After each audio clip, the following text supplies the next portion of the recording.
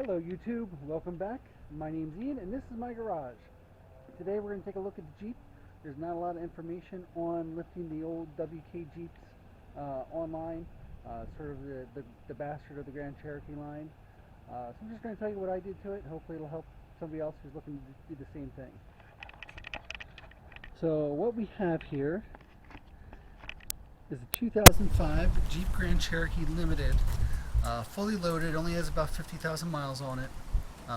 Used to belong to my mom, that's why it doesn't have a whole lot of miles on it. She didn't drive very much. So anyway, I ended up with it after she passed, and I didn't want to leave it stock. It kind of just sat for 2 years. I didn't know what to do with it, if anything. I was actually going to sell it, and then I was like, why? It only has 50,000 miles on it, and I know the entire service history since I'm the one who serviced it. So I decided to throw a little money at it and just have a little fun. So this thing was bone stock, didn't even have the vent visors on it up until about 2 months ago. And what we did for the suspension was in the back here, and we'll try to get in here. We have a 2-inch spacer lift front and back. And then for the shocks, we went with the Monroe load levelers for a Ford F-150. This gives the Jeep an additional 2 inches of lift in the back.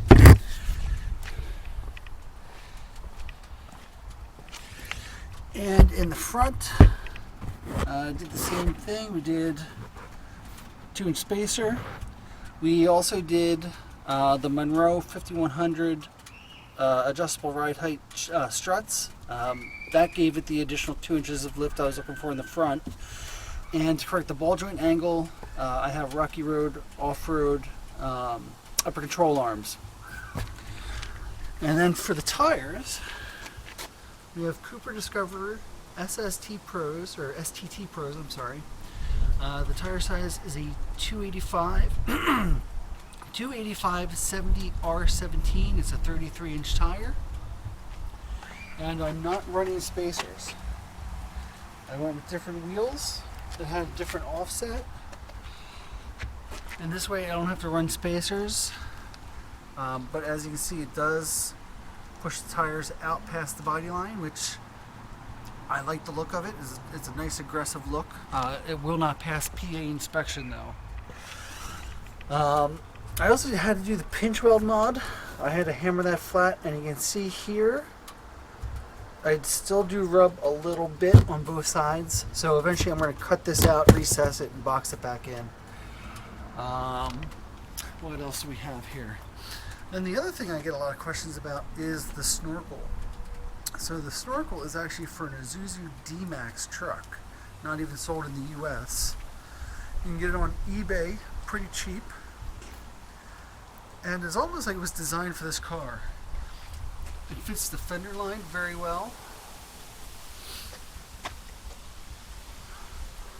And the bracket that comes with it actually works perfectly for the Jeep as well. I actually have it just drilled and tapped into this plastic trim piece here, but it's not going anywhere. Yeah, that's a nice solid mount. And then inside, the inner tubing that connects the Snorkel to the airbox actually runs inside the fender cavity, and it fits really good. It's a really snug fit, but it does work. But you do have to trim out a good portion of the wheel well liner to fit that tube in there.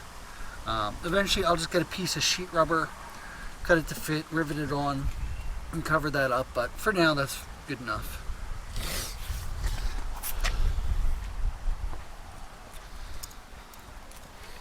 I have a nice push bar, which I got on Amazon with some driving lights.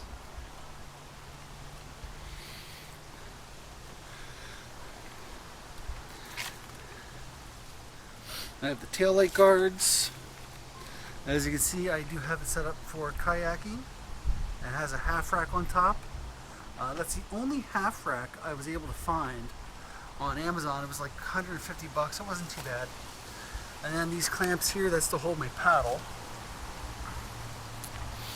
And then I have the tire carrier. This was pretty cheap. It's like 120 bucks. It does pivot. If you pull that pin, it'll tilt down out of the way so you can open the tailgate. My only complaint is it does rattle. There's a lot of play in it. So it doesn't bother me. I always have the radio up anyway, so.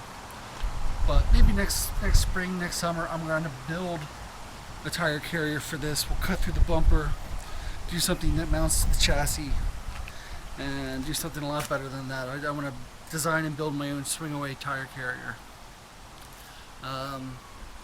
The only other thing, I guess, is the decals. The decals get a lot of attention on this thing.